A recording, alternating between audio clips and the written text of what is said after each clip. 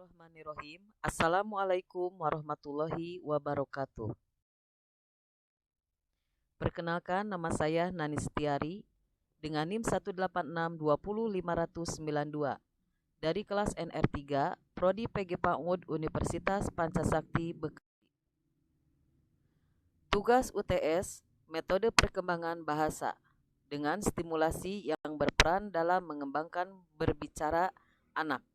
Dengan dosen pengampu Ajeng Priendaming Tias SM Hum MPD.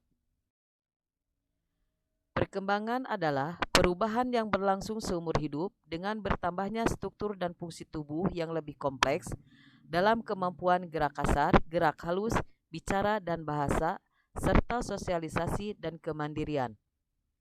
Ciri-ciri tumbuh kembang anak antara lain menimbulkan perubahan, berkorelasi dengan pertumbuhan, memiliki tahapan yang berurutan dan memiliki pola yang tetap.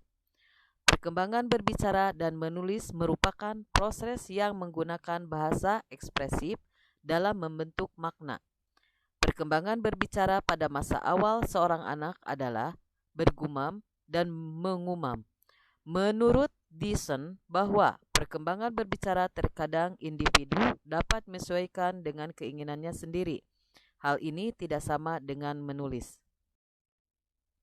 1. Tahap perkembangan bahasa lisan anak secara umum. Perkembangan bahasa dibagi menjadi dua periode besar, yaitu periode pralinguistik 0-1 tahun dan linguistik 1-5 tahun. Dari periode linguistik inilah keinginan anak untuk mengucapkan kata pertama dimulai, yang merupakan waktu yang paling menakjubkan bagi orang tua. Periode linguistik dibagi menjadi tiga fase besar, yaitu 1. Fase satu kata atau hollow phrase. Yang kedua, fase lebih dari satu kata. 3. Fase ketiga adalah fase diferensiasi. Menurut Vygotsky, menjelaskan bahwa ada 3 tahap perkembangan bicara pada anak yang erat kaitannya dengan perkembangan berpikir anak, yaitu 1. Tahap eksternal. Itu terjadi ketika anak berbicara secara eksternal, di mana sumber berpikirnya berasal dari luar anak yang memberikan bimbingan, informasi dan melakukan tanggung jawab dengan anak. 2. Tahap egosentris, artinya di mana anak berbicara menurut cara berpikirnya dan dari pola bicara orang dewasa. 3. Tahap internal, yaitu di mana dalam proses berpikir anak telah memiliki apresiasi terhadap kemampuan berbicara secara utuh. Menurut Vygotsky, menjelaskan bahwa ada 3 tahap perkembangan bicara pada anak yang lebih erat kaitannya dengan perkembangan berpikir anak, yaitu 1. Tahap eksternal. Itu terjadi ketika anak berbicara secara eksternal, di mana sumber berpikirnya berasal dari luar anak yang memberikan bimbingan, informasi dan melakukan tanggung jawab dengan anak. 2. Tahap egosentris, artinya di mana anak berbicara menurut cara berpikirnya dan dari pola bicara orang dewasa. 3. Tahap internal, yaitu di mana dalam proses berpikir anak telah memiliki apresiasi terhadap kemampuan berbicara secara utuh. Karena bagi anak, berbicara tidak hanya merupakan prestasi tetapi juga berfungsi untuk mencapai tujuan. Misalnya, 1. Sebagai pemuas kebutuhan dan keinginan, dengan berbicara anak mudah menjelaskan kebutuhan dan keinginannya tanpa harus menunggu orang lain, seperti tangisan, gerak tubuh, atau ekspresi wajah. 2. Sebagai alat untuk menarik perhatian orang lain. Pada umumnya, setiap anak merasa senang menjadi pusat perhatian orang lain. 3. Sebagai alat untuk membangun hubungan sosial.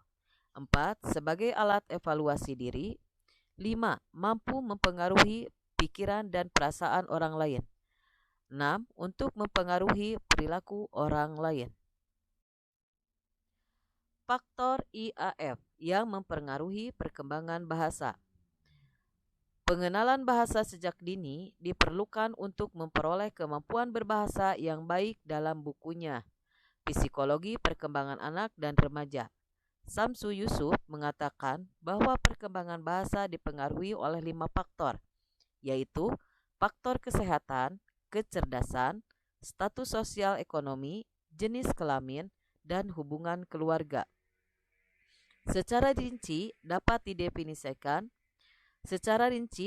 diidentifikasi beberapa faktor yang mempengaruhi perkembangan bahasa, yaitu 1. Kognisi, proses memperoleh pengetahuan. 2. Pola komunikasi dalam keluarga. 3. Jumlah anak atau jumlah keluarga. 4. Posisi urutan kelahiran. 5. Bilingualisme atau penggunaan dua bahasa.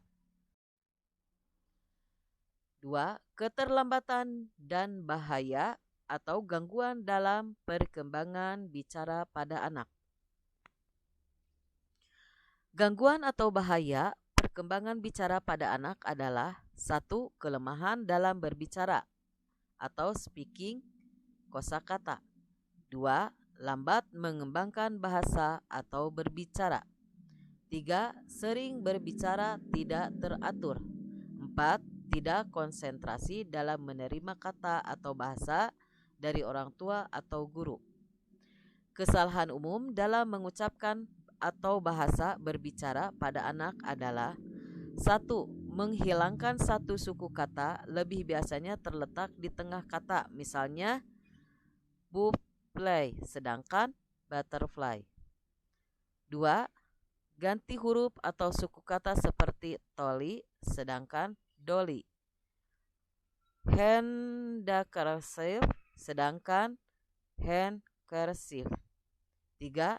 Hilangkan huruf mati yang sulit diucapkan anak, misalnya Z, W, S, D, dan G. 4. Huruf hidup terutama O paling sulit diucapkan oleh anak. 5. Singkatan kombinasi huruf mati yang sulit diucapkan anak, misalnya ST, SK, DR, FL, dan STR.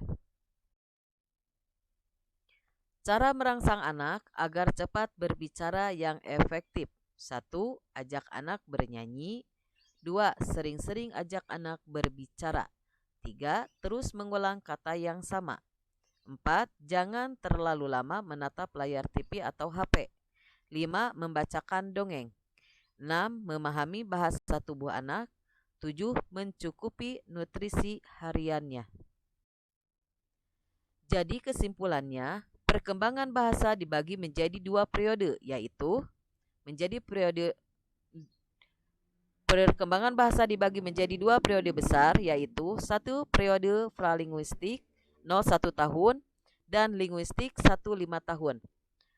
Faktor-faktor mempengaruhi bicara anak-anak usia dini dikenal sebagai masalah tah, karena seringkali anak dapat berbicara dengan mudah tanpa terputus.